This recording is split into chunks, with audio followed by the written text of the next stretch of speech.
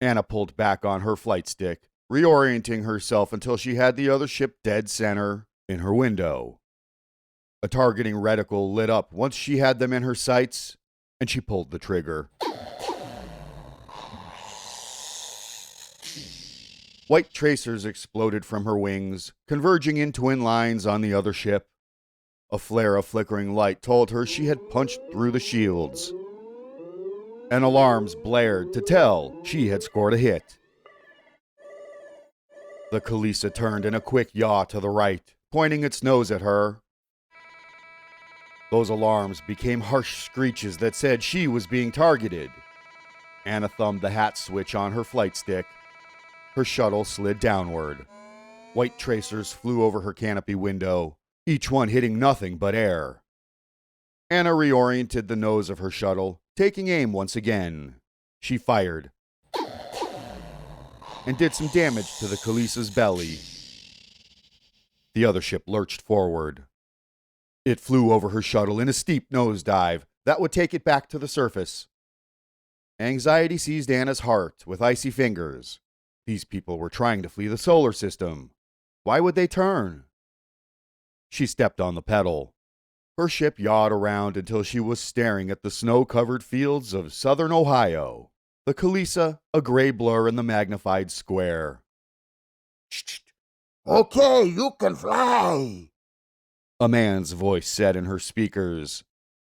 but can you catch up in time to stop me from turning those farms down there into piles of scorched rubble? Anna felt her jaw drop. Squeezing her eyes shut, she tossed her head about. "Computer," she ordered. "Use geographic data and display all human settlements." Several bright red dots appeared against the landscape, and sure enough, the Khaleesi was following a swooping course that would take it right over one of them. A quick check of her readouts confirmed that its weapons were active. Your call, Lenai. The man went on. I'm gonna fire in 3, 2. She broke off pursuit. On her instruments, she watched the Khaleesi level off and head back toward the upper atmosphere, gunning its engines to full speed. She could pursue, of course, but her readouts said its weapons were still armed.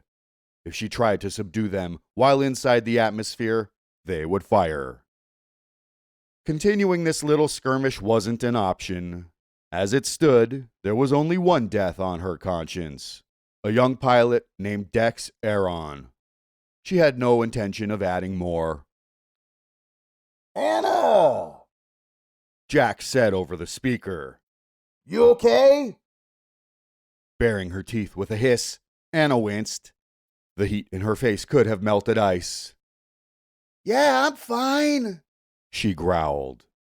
Forward me your telemetry. I'll go after him once he clears the atmosphere. You're too late, Jack insisted. He's gonna hit escape velocity in less than 15 seconds.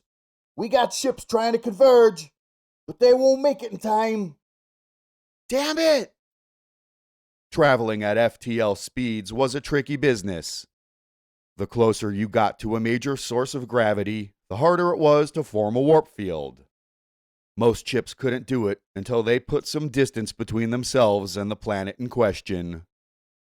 Anna spread her hands over the touchscreen display, bringing up the navigational systems.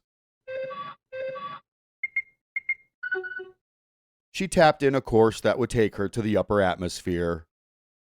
Finding her prey would be easy enough once she hit vacuum. Closing her eyes, Anna took a deep breath through her nose. I'm going after those bastards, she said with a nod. Have your ships form a blockade in the outer system. I'll herd them into the net. But Anne! Do it! At times like this, she reminded herself of the several dozen New Year's resolutions she had made to control her temper. Very few things pushed Anna to the point where she started growling, but personal failure was one of them. She wasn't going to let these men slip through her fingers. They had pulled a dirty trick, but there were no innocents for them to threaten in space.